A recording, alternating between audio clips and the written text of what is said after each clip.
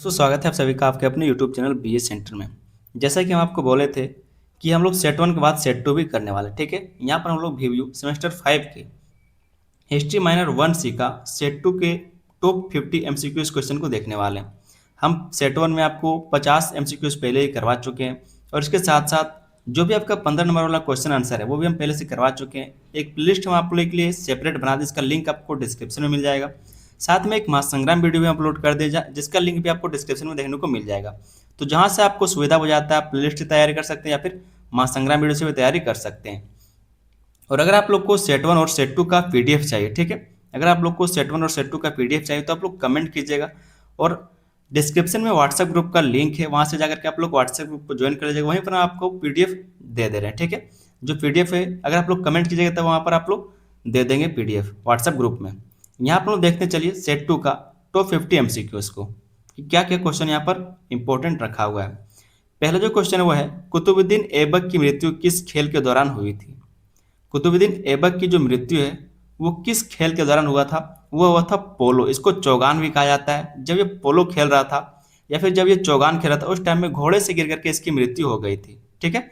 घोड़े से गिरने के बाद इसकी मृत्यु हो गई थी किसका, कुतुबुद्दीन ऐबक का। दूसरा जो क्वेश्चन यहाँ पर हम लोग देखते हैं वो है इल्तुतमिश को खलीफा से मान्यता कब प्राप्त हुई। इल्तुतमिश को खलीफा से मान्यता कब प्राप्त हुआ था, वो हुआ था 1229 ईस्वी को। 1229 ईस्वी को खलीफा के द्वारा इल्तुतमिश को मान्यता प्राप्त हुआ था। तीसरा जो क्वेश्चन हम देखते हैं वो है रजिया सुल्तान की मृत्यु कब हुई। हम आपको रजिया सुल्तान से पहले भी क्वेश्चन करवा चुके हैं। दूसरा क्वेश्चन ये है हमारा कि रजिया सुल्तान की मृत्यु कब हुई थी। 1240 ईस्वी में रजिया सुल्तान की मृत्यु हुई थी। पूरा कहानी हम आपको बताया। अगर आप मेरा सारा क्वेश्चन का आंसर को देखेंगे तो आपको बहुत ही मजा आएगा, बिल्कुल सब कुछ समझ में आ जाएगा, इंटरेस्ट लगेगा आपको देखने में, ठीक है। तो जाके एक बार चेक कीजिए कि किस तरह से हम पढ़ाते हैं, किस तरह से बताते हैं। जब आप पढ़ेंगे समझेंगे तब आपको पता चलेगा कि इस चैनल पर जो आपका BA सेंटर है यहाँ पर किस लेवल का तैयारी कराया जाता है, ठीक है। तो जाकर के एक बार चेक कीजिए और समझिए कि हम आपको किस तरह से बताते हैं। और दोस्तों फिर से आपको बता दें कि प्लेलिस्ट का लिंक भी डिस्क्रिप्शन में है और महासंग्राम वीडियो का लिंक भी आप डिस्क्रिप्शन में देख सकते हैं। साथ में अगर आपको इसका PDF चाहिए तो आप व्हाट्सएप ग्रुप को जरूर से ज्वाइन कर लीजिएगा और व्हाट्सएप ग्रुप का लिंक भी आपको डिस्क्रिप्शन देखने को मिल जाएगा, तो जाके ज्वाइन हो जाइए। चौथा नंबर क्वेश्चन यहाँ पर हम देखते हुए है बलबन किस वंश का शासक था। बलबन किस वंश का शासक था, वो था गुलाम वंश का, ठीक है, गुलाम वंश का।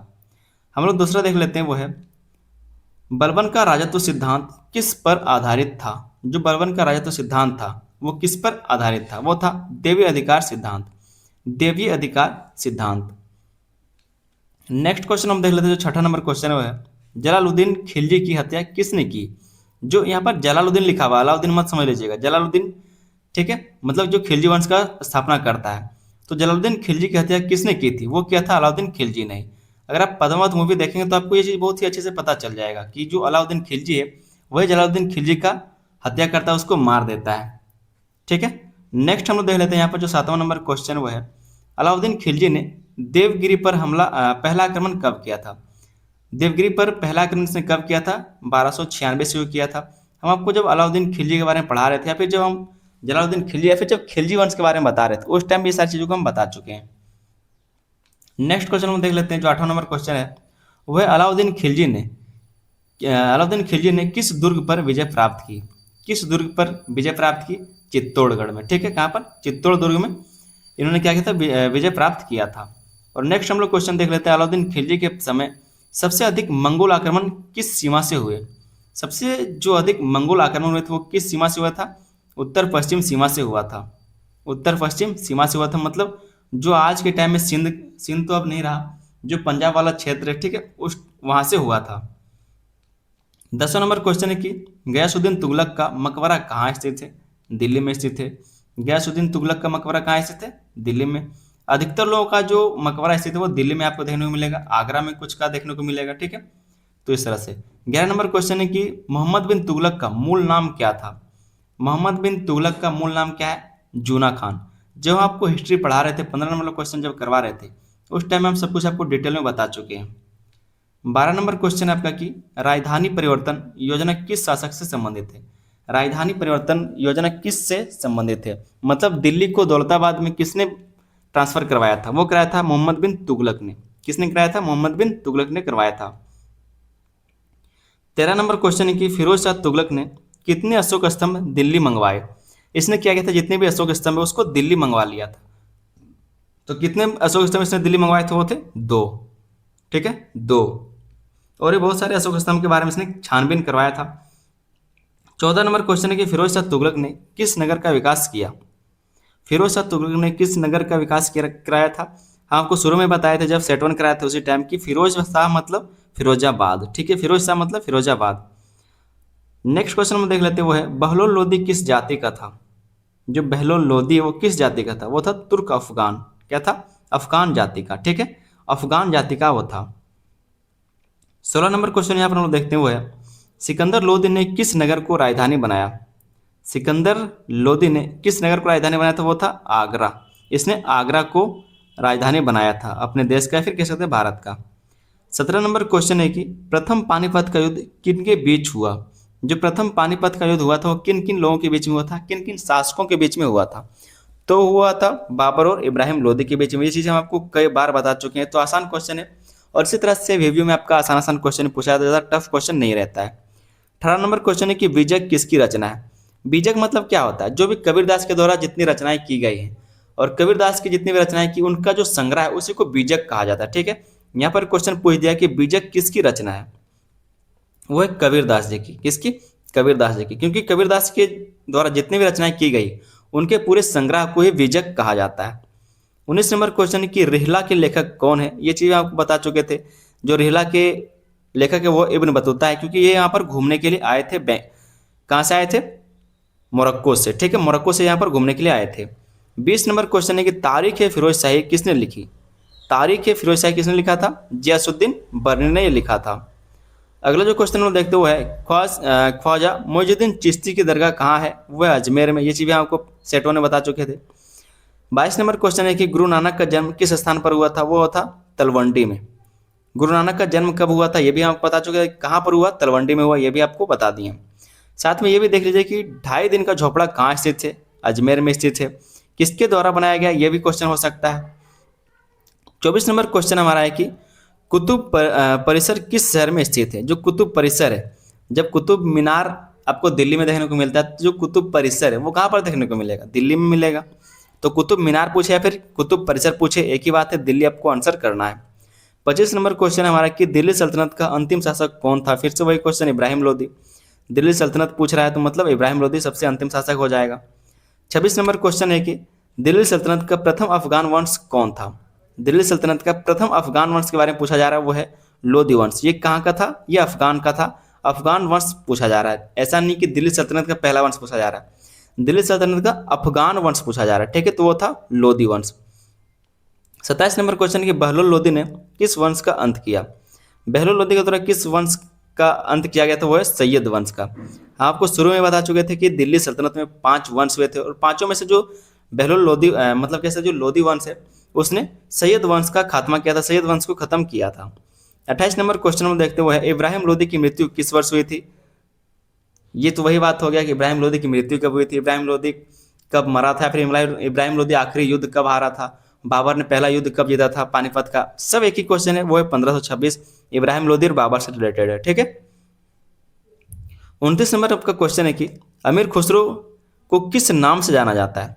जो अमीर खुसरो है उसको किस नाम से जाना जाता है, फिर कह सकते हैं इसकी उपाधि क्या है, तो इसको बोलते हैं भारत का तोता। भारत का तोता भी अमीर खुसरो को कहा जाता है। 30 नंबर क्वेश्चन है कि अमीर खुसरो किस भाषा के महान विद्वान थे, वो थे फारसी भाषा के। फारसी भाषा के महान विद्वान थे अमीर खुसरो, इनके द्वारा बहुत सारे किताबें लिखी गई। 31 नंबर क्वेश्चन है आपका कि बाबा फरीद किस सूफी सिलसिले से संबंधित थे। जो बाबा फरीद थे वो किस सूफी सिलसिले से, उस टाइम में सिलसिला चलता था। ठीक है, और हर सिलसिले का कहते एक सूफी संत हुआ करता था। तो जो बाबा फरीद है वो किस सूफी सिलसिले से संबंधित है, वो है चिश्ती। चिश्ती सिलसिला से संबंधित है। 32 नंबर क्वेश्चन हमारा है कि कबीर ने किसका विरोध किया। कबीर ने किसका विरोध किया था, जाति पाति और आबंडर का। ठीक है, आडंबर का मतलब झूठ मूठ का जो मूर्ति पूजा है, फिर ये सब जो काम होता है इन सब चीज़ों का इसने क्या किया था, विरोध किया था। जाति पाति का कोई छोटा बड़ा नहीं, इन सब बातों का इसने विरोध किया था। 33 नंबर हमारा जो क्वेश्चन वो है गुरु नानक ने किस सिद्धांत पर बल दिया। गुरु नानक ने किस सिद्धांत पर बल दिया, एकेश्वरवाद पर, मतलब ईश्वर एक है। ठीक है, एकेश्वरवाद पर इन्होंने बल दिया था। 34 नंबर क्वेश्चन में देख लेते हुए सूफी आंदोलन का मुख्य संदेश क्या था। सूफी आंदोलन का मुख्य संदेश क्या था, प्रेम और मानवता। प्रेम और मानवता सूफी आंदोलन का, और ईश्वर भक्ति और सामाजिक समानता किसका उद्देश्य था, वो था भक्ति आंदोलन का। तो दोनों क्वेश्चन यहाँ पर आप सटा हुआ देख सकते हैं, आराम से इसका आंसर कर लीजिएगा। 36 नंबर क्वेश्चन की दिल्ली सल्तनत की राजभाषा क्या थी, फारसी थी। दिल्ली सल्तनत की राजभाषा क्या है, फारसी, ठीक है, फारसी लोग थे तो फारसी भाषा बोली जाती थी। 37 नंबर क्वेश्चन है कुव्वत उल इस्लाम मस्जिद का निर्माण किसने कराया था, वो कराया था कुतुबुद्दीन ऐबक ने। कुव्वत उल इस्लाम मस्जिद का किसने स्थापना कराया था, वो कुतुबुद्दीन ऐबक ने। 38 नंबर क्वेश्चन है कि अलाई दरवाजा किसने बनाया था, अलाउद्दीन खिलजी ने बनाया था। कुतुब मीनार किस शैली का उत्कृष्ट उदाहरण है, वो है इंडो इस्लामिक शैली, इंडो इस्लामिक शैली। तो ये सारा बात हम पहले जब 15 नंबर वाला क्वेश्चन कराते थे उसी टाइम में बता चुके थे। 40 नंबर क्वेश्चन है कि दिल्ली सल्तनत में सर्वोच्च अधिकारी कौन होता था, सुल्तान। सर्वोच्च अधिकारी मतलब सबसे बड़ा कौन था, सबसे बड़ा था सुल्तान, सुल्तान के पास सबसे ज्यादा शक्ति था। 41 नंबर क्वेश्चन है हमारा कि सेना विभाग का प्रधान क्या कहलाता था। जो सेना विभाग का प्रधान है, कमांडर, उसको क्या बोलते थे, उसको बोलते थे आरिजे मुमालिक। क्या बोलते हैं, आरिजे मुमालिक, आरिजे मुमालिक। 42 नंबर क्वेश्चन है कि धार्मिक विभाग का प्रधान कौन होता था। जो धार्मिक विभाग का प्रधान उसको क्या बोलते थे, उसको बोलते थे सद्र उस सुदूर, सद्र उस सुदूर। तो ये सब क्वेश्चन पूछा जा सकता है, ठीक है। 43 नंबर क्वेश्चन है कि गुप्तचर विभाग का प्रमुख क्या कहलाता था, वो कहलाता था बरीद। जो गुप्तचर विभाग है वो क्या है, बरीद कहलाता था। और 44 नंबर क्वेश्चन है कि तबकात नासिरी किस भाषा में लिखी गई, वो है फारसी में। तबकात नासिरी किस भाषा में लिखा गया, फारसी भाषा में लिखा गया। 45 नंबर हमारा क्वेश्चन है कि दिल्ली सल्तनत का अंतिम शासक कौन था, फिर से वही बात आ गया, लोदी वाला, ठीक है, इब्राहिम लोदी वाला। 46 नंबर क्वेश्चन है कि दिल्ली सल्तनत का अंत किस युद्ध से हुआ, पानीपत का प्रथम युद्ध से हुआ था।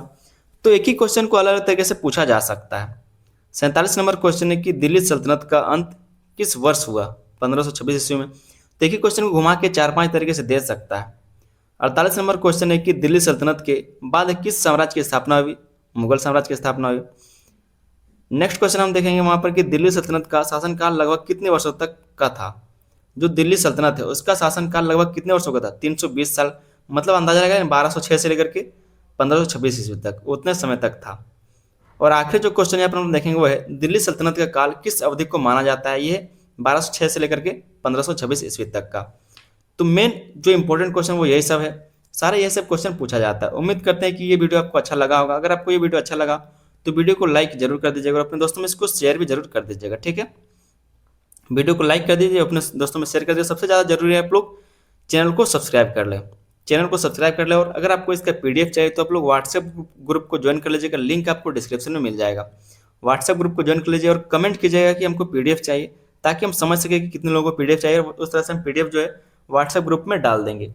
साथ में दोस्तों अगर आप लोग तैयारी करना चाहते हैं 15 नंबर वाले क्वेश्चन आंसर का, तो प्लेलिस्ट का लिंक आपको डिस्क्रिप्शन में मिल जाएगा, या फिर आप महासंग्राम वीडियो का लिंक भी डिस्क्रिप्शन में देख सकते हैं। दोनों का कह सकते हैं जो ऑप्शन है अवेलेबल है, आप जिससे चाहे तैयारी कर सकते हैं। दोनों में आपको अच्छे से समझ में आ जाएगा, आराम से आपको सब कुछ कहानी की तरह समझ में आ जाएगा। पूरे हिस्ट्री को हम खोद करके बता देंगे, ठीक है। उम्मीद करते हैं कि ये वीडियो आपको अच्छा लगा। मिलते हैं हम लोग किसी अगले वीडियो में, तब तक के लिए धन्यवाद, जय हिंद।